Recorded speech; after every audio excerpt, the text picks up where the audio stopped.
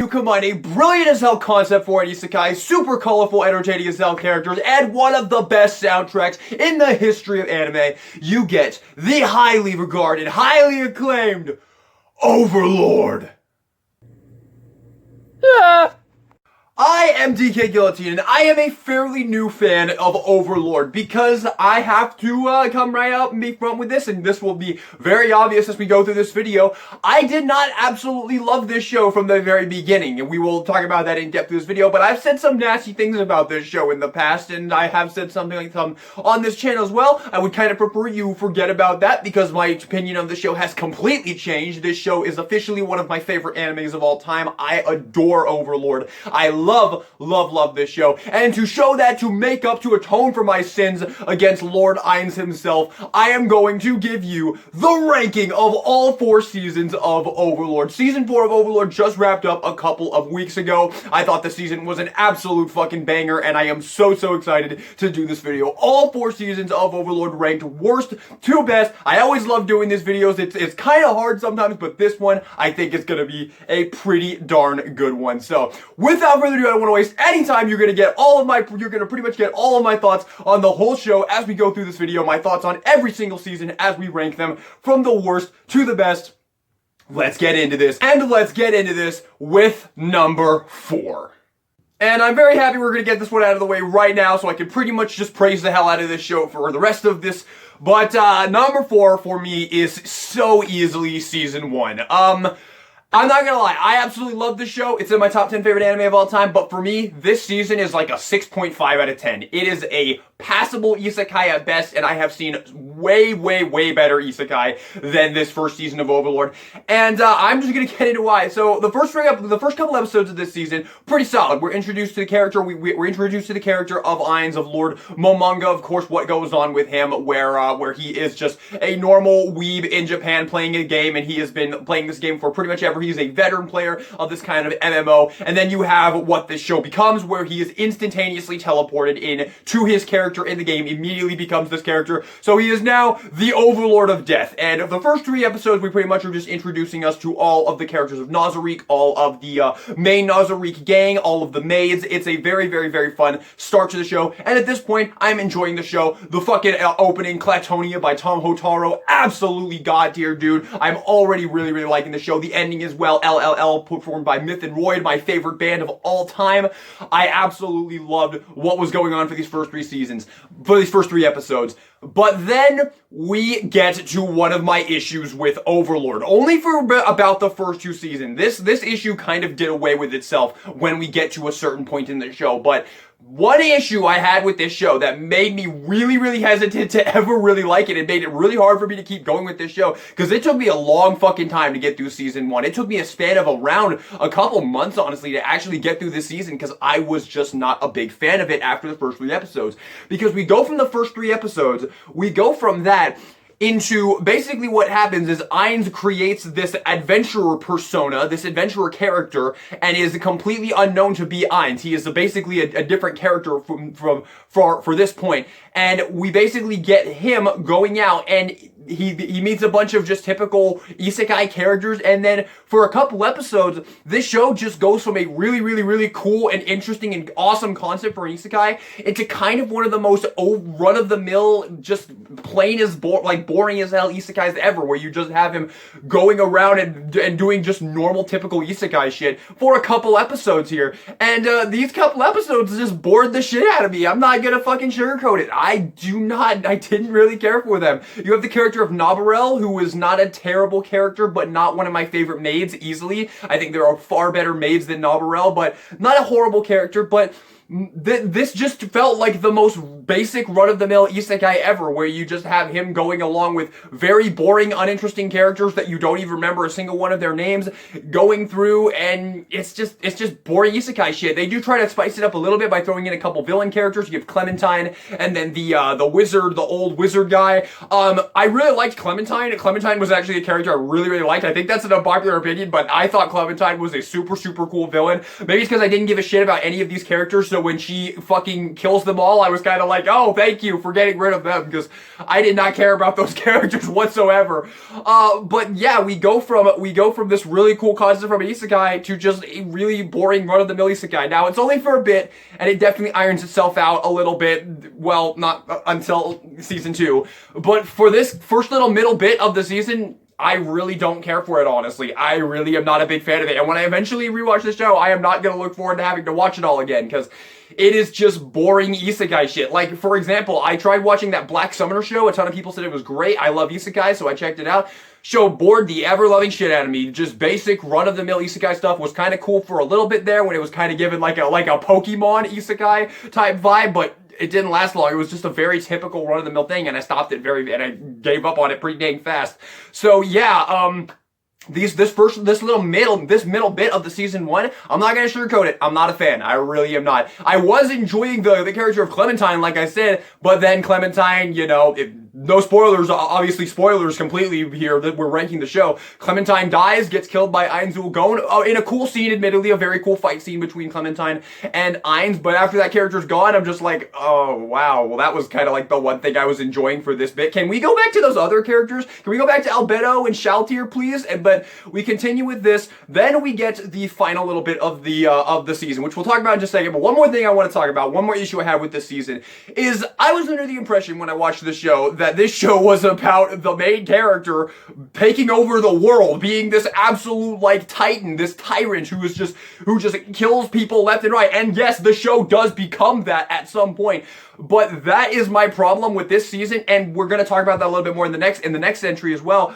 This show, the first 2 seasons of this show really just feel like setup. All of it is basically just setup for what you get in the last 2 seasons, and what will be continuing after the last 2 seasons, where you're just setting up this story. You have the characters, you're introducing to the characters, and then we slowly start to pick it up. We start to build out the world, the characters. We have the introduction of the adventurer persona that Ainz puts on of Momon, and he's like going out, and you know, he has like this adventurer persona, which does lead to really cool stuff in the other 2 seasons, but here it's just boring isekai shit. And as someone who's watched a fuck ton of isekais, that just doesn't impress me anymore, honestly. So we have that middle bit, which in my opinion is just boring as hell. The first bit's good, the second bit is bleh, and then we get to the third bit. Although, one more thing I have to say, actually, I almost forgot to talk about this. I was under the impression that this character was supposed to be the bad guy. That was what I was told that this show was the main character is the bad guy.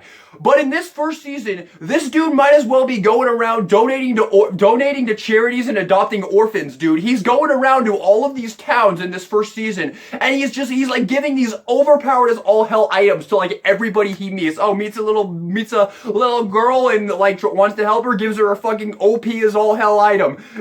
Meets this freaking warrior guy, barely knows him, gives him this other item. Like, he's helping out these things, and I'm like, I thought he was supposed to be the bad guy. What is going on here? So this first season, honestly, just really lackluster in my opinion. But we get to the final bit of this season where we basically have Shaltir, one of Ainz's big tier like supporters, like what's minions basically. Shaltir, character I absolutely love, by the way. But we have Shaltir getting her freaking like brain controlled by this unseen entity, and we have basically this final bit of the season where it's actually Ainz and the rest of the Nazari gang versus Shaltir, and Shaltir is pretty damn powerful. So that's what we get at the end here. And I also did not care for this whatsoever. This show where we are introduced to these characters is going to end its first season with us fighting one of those characters. I'm really lost here. I don't understand here. What is this show? I was told this show was going to be a show where the main character is going to go around and slowly take over the world and just be like I was just like, man, this is just not what I was expecting from this show, and I'm not really a big fan. So there we go. We're past season 1, and I'm pretty damn uninterested. I dropped the show for quite a while. Season 4 comes out a couple episodes into season 4. I think I was on episode 10 when I finally picked up the show back again. And let's go ahead and move on. We've talked about season 1. Let's go ahead and move on to number 3. Number 3 is Now, if you're out there, you're a huge Overlord fan, and you're like, man, fuck this guy, he doesn't know what he's talking about. Season 1 slapped, I absolutely love that shit. From here on out, from this entry to the end, I love this fucking show, okay? I have almost nothing but good things to say about it from this point on. I do have a few negative things to say. I will say that it's not going to be all sunshine and rainbows, at least for this entry. Of the last two, that might be, but this one, I do have a few things I do need to say about this one as well, but number 3 for me is going to be Season 2. And once again, this season really is just set up for what the show eventually becomes in what we're going to talk about in the next two rankings on the show. Although for me, this season was substantially more entertaining and was able to keep my attention pretty dang well throughout the entirety of it. It never really felt like it was divulging into a very basic isekai. It never really felt like it was losing me. You start off this season with the Lizardmen episode where you basically are following the Lizardmen, and this is something that I absolutely could not bring up in this review, because this is something that I really disliked about this show while watching it. This show will jump to random things where you will have basically you will have a whole string of episodes where you will have the Nazari gang, and you're just loving it. You love these characters. Albeno's awesome, Ainz is awesome, Aura's awesome, Demiurge is awesome. All those characters are great. All the maids are awesome. And then you jump and you just go from that to some random ass group of characters that you've never met before. And this is like the first time this happens with the Lizardmen. And I don't dislike these first couple episodes on the Lizardmen. They did keep my interest, but compared to the Nazari gang, these characters are just they're just nothing. They're really boring, really uninteresting compared to the Nazari gang. When you juxtapose those two characters, when you juxtapose those super entertaining, lovable characters of the Nazari gang, and then you go to these freaking these characters that we don't know anything about, that we're just trying to build, it just doesn't sit right with you. You're just like, I don't care. Can we go back to the other things, please? But they go on this for episodes, man. You get whole episodes dedicated to this, and it's all set up. When you find that out, you find out that the reason we spend all this time on the Lizardmen is just to set things up in the previous seasons, and it doesn't sit 100% right with me, although I was entertained throughout the entirety of this season. So we get that. We get to the middle, which I think from this point on, I think is actually pretty damn great for this season, where we have Sebes going on a bit of an arc here, where he encounters this girl who's been mistreated, and he kind of takes her under his wing and kind of treats her like a daughter a little bit. It's a great little arc. I love it. I love Sebes. Sebes is an awesome character, one of the Nazari gang, and just a really great thing. You get him. You have Climb and Brain Unglaus.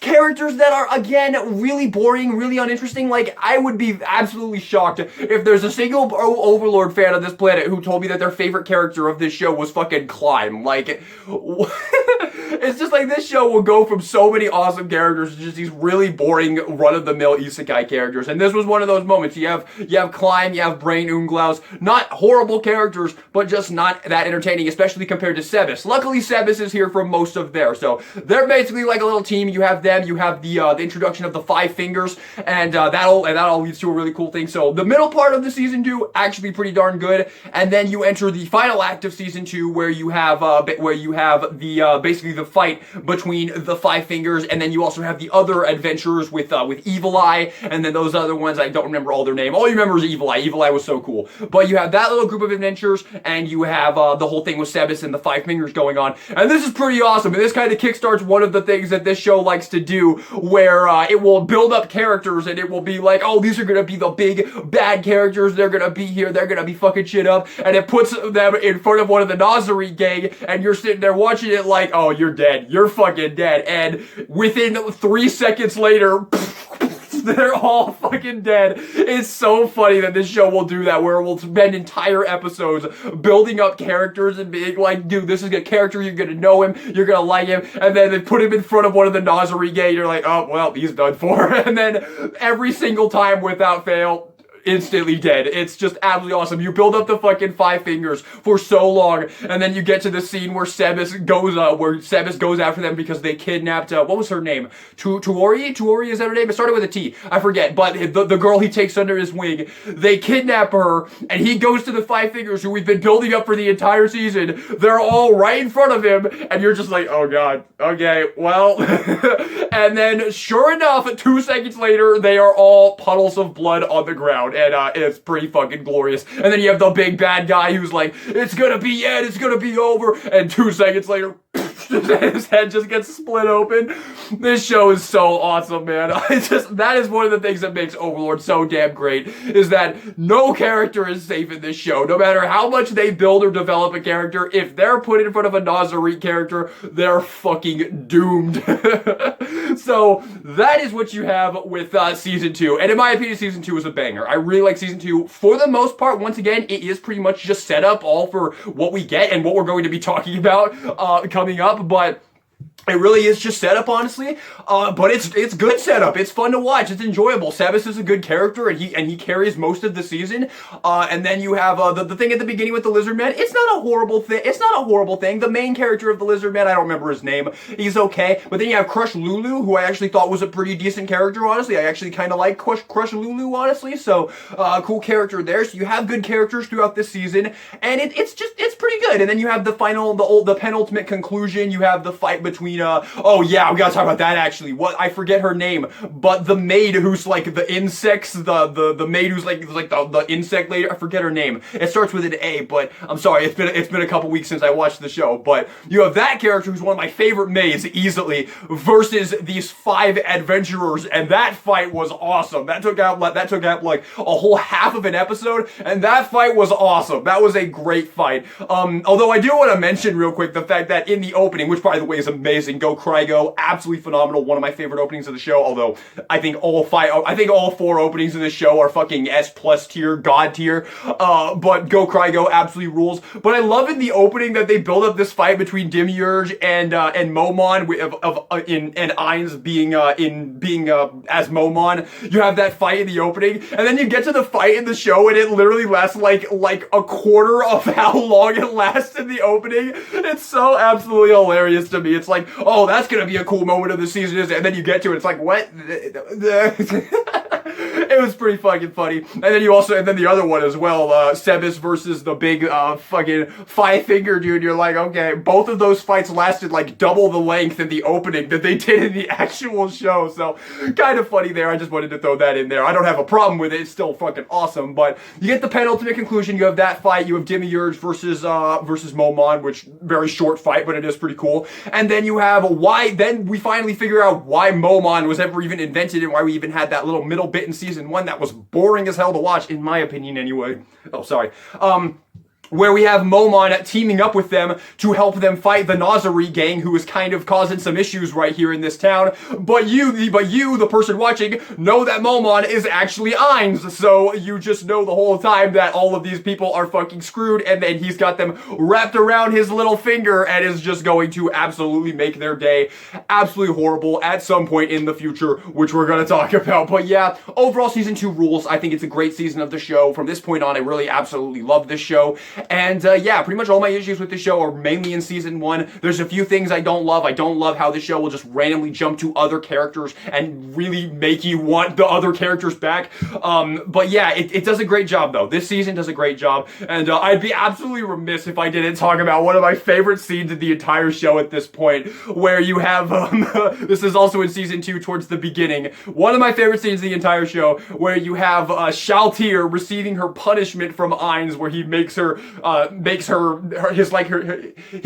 be his throne, basically. He sits on her, and then you have Albedo watching, just dying of jealousy. It's just like, give me 1 second. Thank you very much.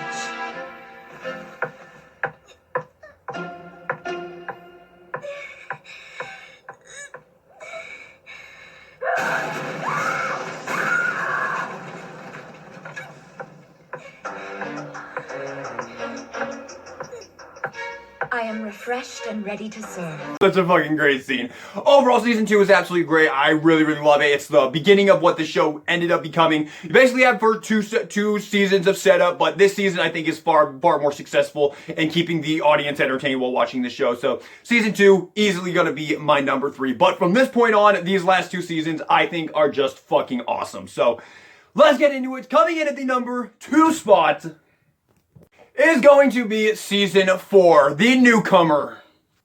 Now, for the most part, Season 4 pretty much just picks up where Season 3 left off. Season 3 ends with, of course, Ainz basically annihilating the entire country that we have been following this entire time. And we enter Season 4 where they have moved, they have given the country to him. He is now controlling this country like a literal overlord of basically this. And at this point, we started this off in Season 3, but at this point, the show has finally started. The whole concept of the main character is the bad guy and is slowly conquering the world.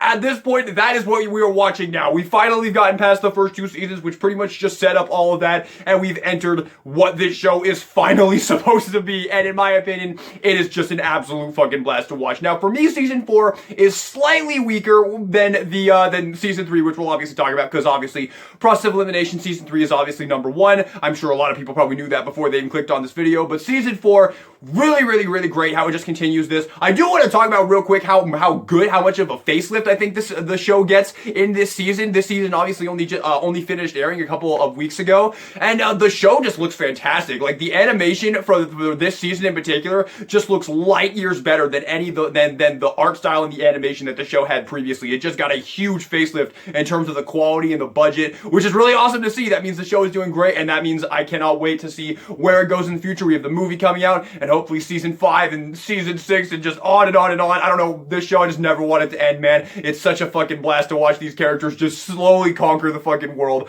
Absolutely love it. But Season 4 for me is the weaker of the two when we are current with where we currently are in the story. But it is pretty damn great. We don't really have a ton of the issues that I have for the previous 2 seasons, for Season 1 and Season 2 in this. We don't really jump to random characters. We pretty much focus on Ainz and the Nazari gang for most of this runtime. We do have a little bit with a few of the other characters. You have El Neeks, who of his country. I forget his country. It was like fucking 5 paragraphs long, dude. And his entire name, man. I can't be bothered to commit that to memory, but I actually like that character, El Neeks, the Emperor. I like how Ainz just has him wrapped around his little finger and do it the whole time. He's just like, I hate this guy so much. And then you have that little part in the middle when he's fighting the fucking ogre king or whatever, and he's just on the stage like cheering, like, rip him apart, come on, knowing that full well that that's absolutely never gonna happen. It's just really fucking funny character. I really like him. How he's just slowly losing his mind while being Ainz's little fucking plaything, because he thinks he's such hot shit, and then you have Ainz, who is just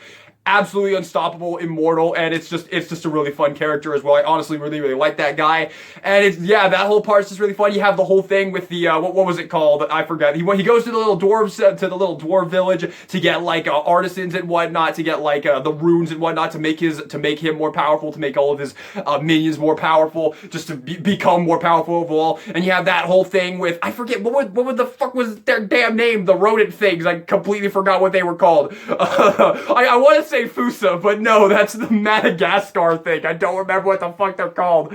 But yeah, that whole thing, really fun. Then that obviously concludes with the little dragon village as well, which was really fun as well. You have another part where you build up this character, and then you put Ainz in front of him, and you're just like, well, you're fucking dead. And then, yep, no, of course, he's instantaneously dead. Really awesome little bit right there. And then you enter the final bit of Season 4, where you have Ainz again fucking over this country. This country moves. They're like, no, we're done. We're not gonna fight you. You're way too powerful. And he's just like, nope, we're coming, and takes them all down as well. And I do have a few things to say about this that is going to be the main reason why this was held back into being number 2 and not being number 1. First off, I do think everything about this is really great, but I kinda don't really like the fact that we don't get to see them destroy the whole fucking city. I know we basically saw that in Season 3, at the end of Season 3, so it's like, we saw it's been done. Oh, well, actually not really, because he just comes in and he lays waste to them all, he kills them all, but they don't actually, like, destroy the city or anything like that. They come in, they move in, and it's his city now.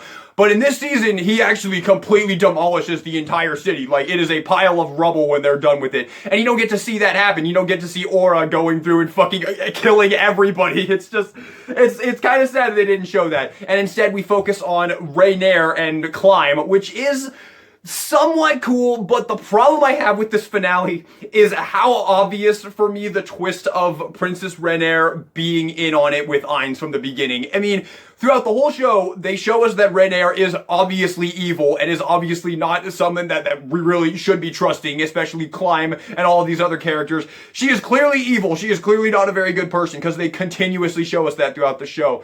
And for me, I did start to suspect what it could be. I didn't exactly call that it was that she was just helping Ainz from the very beginning. I kind of thought it was going to be something else, like she was going to become she was going to be another force that was also very powerful and would maybe become a rival for Ainz and would finally give him something to actually be afraid of because he's fucking immortal throughout this entire goddamn show and completely unstoppable. But no, it turns out that she is helping Ainz. And I will admit, it's a really cool scene when they admit this. When she comes out, she starts singing that creepy ass song and there's just the opera going on in the background. And then you have the whole flashback showing everything that she's been helping with up to this point, feeding him information about the country and whatnot from the start of the show. And then you have the whole reveal that she was actually the chick on the rooftop and it wasn't Shaltir. Really, really, really cool. And then that kind of takes away everything that Unglaus had, because you had Unglaus went up there and slashed her fucking fingernail off. It was like, I did it, I finally attacked that witch that nearly killed me and I am now powerful. And then it turns out it was just Renair and you're like, nope, turns out, nope, sorry buddy.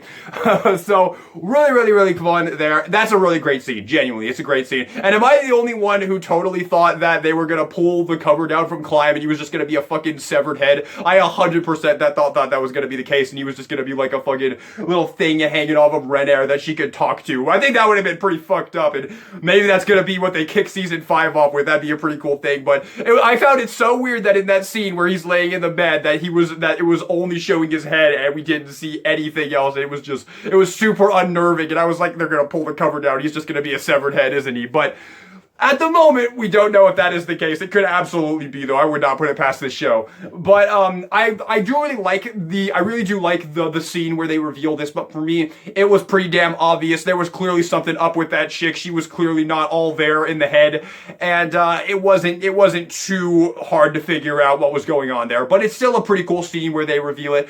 I do really wish that we could have gotten to see Aura going through and annihilating the whole town, though. That would have been really fucking cool. But yeah, that's season 4. Season 4 is fantastic. A couple more things to say about season 4. The opening obviously rules. It's Overlord. All the openings rule. I will say Hollow Hunger might be my least favorite of all the openings, but it's still fucking S tier. I absolutely love it. The ending as well, also very, very great as well. It's, once again, just continuing how amazing the music is in this show. It's just every single season, you're just like, oh, I can't wait to hear the opening, and then every single time it completely lives up to all the hype you had for it. So freaking good. I do want to mention real quick, I do really love how they get rid of Unglaus in this season, where you have him approaching Cocytus in the final couple episodes. That was a whole really, really, really great thing. You get the fight between him and Cocytus, where he's fucked, he's gonna die. This is the end of Unglaus, and it's like, well, I didn't really care for that character, but that was a pretty cool way to get rid of him. So I will approve. It was a pretty damn cool fight, but that is it for season 4. Overall, great season of the show. Really just continuing everything that made season 3 so damn great. And yeah, number 2, easily for me. But also easily for me, number 1, so freaking easily. Number 1, best season of Overlord is 100% season 3. This is the season that you were building up to throughout the entirety of season 1 and season 2, just setup after setup after setup. This is what it was all coming to. This season is fucking amazing. It is so awesome. It is so entertaining. I love it so much. It is easily my favorite season of the show, no questions asked, and probably one of my favorite seasons of any isekai anime ever. It's probably up there with Tensora season 2. It is absolutely fucking incredible this season, from start to finish. There is one episode towards the beginning with the Goblin Village and Enri and all that, where kinda you're seeing a little bit of that fucking thing that you know from the first 2 seasons, where it jumps to these random characters that you don't give a shit about. You're just like, go back to the Nazari gang. I don't care about these characters. And you do get a little bit of that in one of the first episodes of season 3 with Enri and the Goblin Village. And you're like, I don't care. Go back. I don't care about these characters. But it's just like 1 or 2 episodes, and then you finally get back to it. And then once you get to that, man, Oh my god, this season just gets fucking awesome. You get the introduction of El Neeks, the emperor of that country. Again, I'm not committing that to memory, I don't fucking remember, but he's a really fun character. You get him going, and then you have him, and then you have the storyline, probably one of my favorite parts of the whole show, if not my absolute favorite part of the whole show, where you have this storyline where you have all of these different adventurer gangs who are teaming up and are going to go invade Nazarick, Ainz and Nazarick, and go through and take all of his treasure and whatnot. And you have Ainz as Momon, like leading them there, guiding them there. And this whole time you're just like, all of these characters are so fucked, it's ridiculous. And you get to this, they build up those characters, they do the Overlord thing where they build up these characters, they make you they make you like some of the characters, they make you hate some of the characters. It's like, we're building up these characters, we're developing them. You have that one guy who I honestly kind of liked, where he was like putting on the fake accent for them all, and then he's like, oh, finally I can stop doing that accent now. And then you actually get to Nazarick, where Momon led them into Nazarick. And then the next couple episodes consists of them getting absolutely fucking slaughtered by the fucking Nazarick gang. And this whole string of episodes is just awesome. Like, you have all of these different adventurer groups who we've been building up and developing just getting completely fucking... It's horrific, honestly. Like, this honestly kind of freaked me out a little bit. You have that one gang of people who get teleported to the fucking cockroach dude and they get devoured in an ocean of cockroaches, and that's just, ugh. And then you have the other guys who get fucking tortured to death by his science dude, and it's just, it is just relentless. It is so messed up what happens to all of these adventurers. And then you have the main gang who we've been building up, who we've been building up the most throughout this season. We're like, oh, these are gonna be our main characters, we're gonna be following them, they're not gonna die, they're gonna do something. But nope, every single one of these characters just gets fucking eviscerated, and it is just, it's really entertaining and really sad at the same time, because they build up that one chick like, oh, I'm gonna take my sisters away and we're gonna have a happy life away from my shitty parents, and then she just gets absolutely fucking annihilated by Shaltir. And it is Overlord at its best, man. That is one thing I just love about this show so much, is how much it does not give a shit about any of the characters, and it knows that we don't give a shit about any of the characters that aren't the Nazarick gang. And it's just like, you're watching these characters just so you can watch them get fucking murdered horribly. And it's just like, it's kind of sick. Like, it's basically just a slasher movie at that point, to what was it, around like episode 9, when we enter the final little bit of well, actually it's pretty much just the whole that little string of episodes. Basically after the Goblin Village arc, you basically have that basically till the end of the season, and it is just an absolute fucking blast. It is Overlord at its best, 100%, and it's just easily 100% the best season of the show. But we get to the final little bit where you have Ainz teaming up with El Neeks in his country to overthrow them, because they're at war now, because they think they're hot shit. They're like, we're gonna go invade them, take them over. They don't know how powerful Ainz is. And then you have probably the best scene in the whole show, where Ainz annihilates the entire country. Like 70,000 people, I think they said it was, just fucking dead. It was 10 Story Season 2 all over again, and it was fucking glorious. You have them summoning the fucking the HP Lovecraft demons, man. So effing cool. Then you have the fight between him and fuck, what was his name? I forgot his name. The warrior guy. Another character I just don't give a shit about. I can't commit him to memory, but a bigger character, a decent enough character, not a bad character, but one you don't really care about. And you have his duel with Ainz, which lasts like a millisecond, and he just gets annihilated.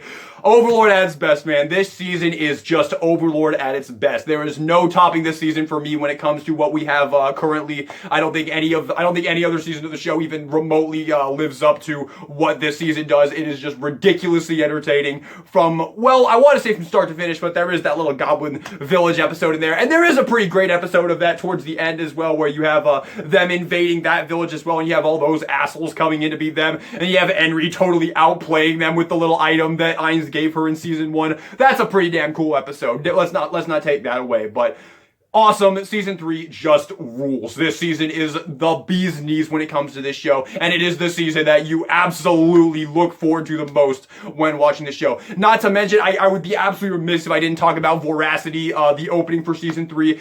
The thing is, I knew that Myth and Royd did the opening for season 3 of Overlord, and I was so excited to get to it because Myth and Royd is currently my favorite band of all time. Like they have like 4 openings, 4 songs that are in like my top 10 favorite anime songs of all time. You have Styx Helix from ReZero, Parasitus Paradoxum also from ReZero, Jingo Jungle from Yojo Senki, and now Voracity, because I got to this opening and it's like listening to The Rumbling again, or What's Up People for the first time. It's like, this opening is life. It's so unbelievably awesome. It's just so, you've never heard anything like it in your life, man. Like, Myth and Royd are just fucking incredible, and they've crushed it they've crushed it with all the endings they've done. Hydra's awesome, LLL is awesome, but Voracity is just the absolute bee's knees. It's my favorite song of the show. Obviously, it's one of my favorite openings of all time.